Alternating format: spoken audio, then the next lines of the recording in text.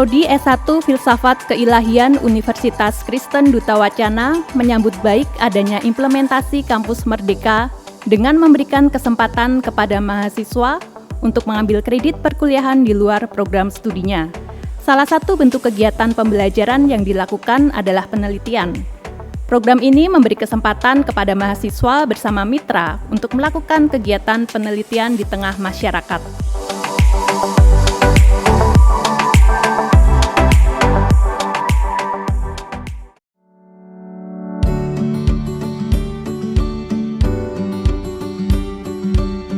Kira-kira yang jadi syarat kenapa kamu mau ikut komunitas ini itu apa? Komunitas yang kamu ikutin tadi itu. Pokoknya syaratnya harus menguntungkanku misalnya. Oh iya. Kalau aku yang pertama adalah sesuai sama bidangku. Kalau yang di luar ya, kalau di luar gereja, kayak misalnya kayak enviro kan memang kayak jurusannya itu teknik lingkungan. Terus Impala juga basisnya itu research lingkungan. Nah, tapi kalau yang KAKP, terus yang OIKMAS sama yang basis itu juga basisnya lingkungan ataupun sosial gitu. Tapi rata-rata basisnya itu lingkungan. Jadi memang kayak bidangku gitu loh. Tapi kalau misalnya yang gereja ya memang untuk pelayanan.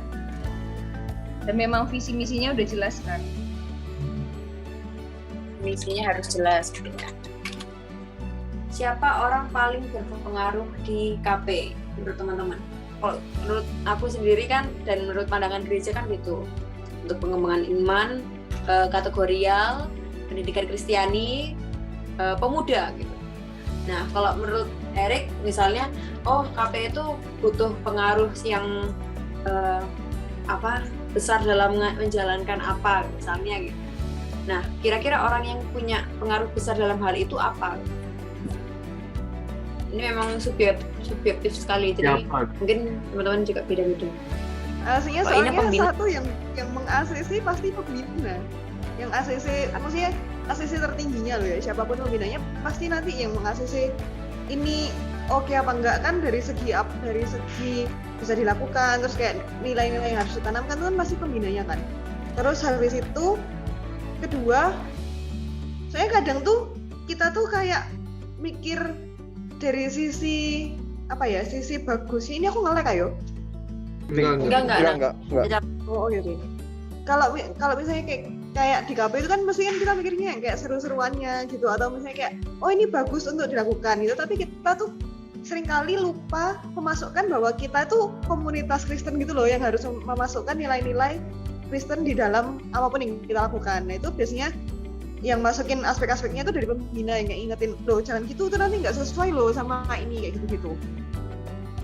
Yang tadi yang kan sudah tentang komunitas agama ini bisa nggak jadi komunitas seperti yang ada di luar agama. Kalau tadi katanya Rina sama Erik itu kan secara nggak sadar itu bisa dibedakan sendiri, jadi tiba-tiba kita responnya juga beda gitu. Ya gampangannya PMK atau organisasi lain lah yang di luar gereja sama yang misalnya gereja KP lah, komisi pemuda. Nah kalau yang komisi gereja itu dia lebih cenderung selain mungkin ada proker atau acara apa, nah itu mereka target emang keberhasilan acara itu, tapi di samping itu juga ada nilai-nilai iman yang juga harus dicapai. Nah sedangkan yang organisasi lain itu hanya sekedar berfokus pada acaraku berhasil, acaraku ramai doang didatengin, nah gitu doang. Jadi lebih ke tujuannya sih kalau aku.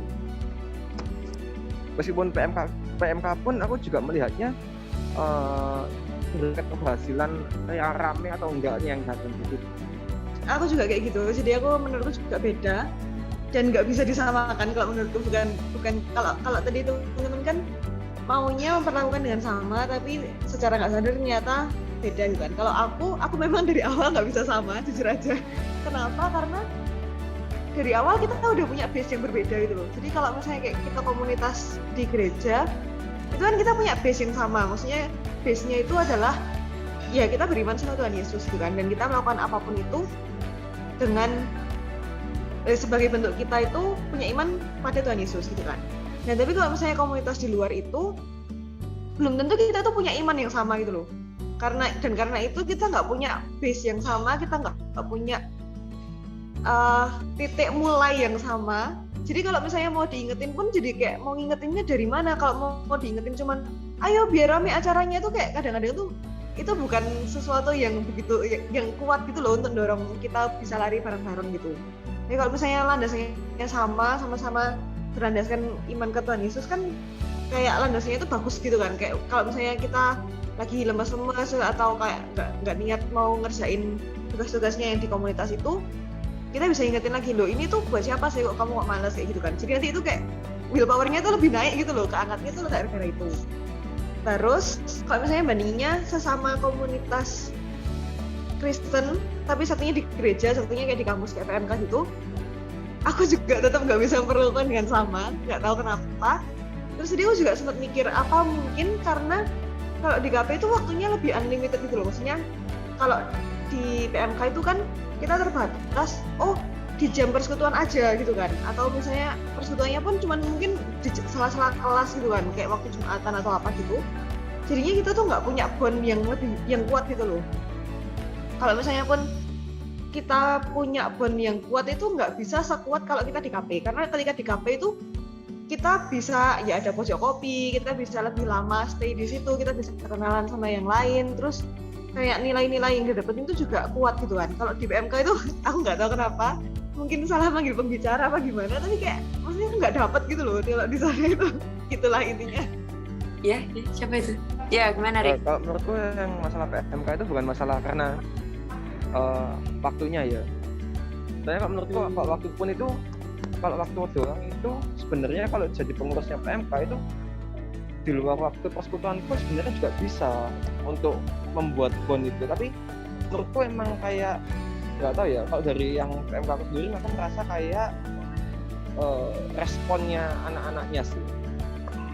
Itu aja sih kalau respon dari pengurusnya ke lingkungan yang luar. Mungkin kayak ada datang baru atau mungkin sudut pandangnya pun beda dikit, itu kayaknya udah agak nggak enak gitu loh.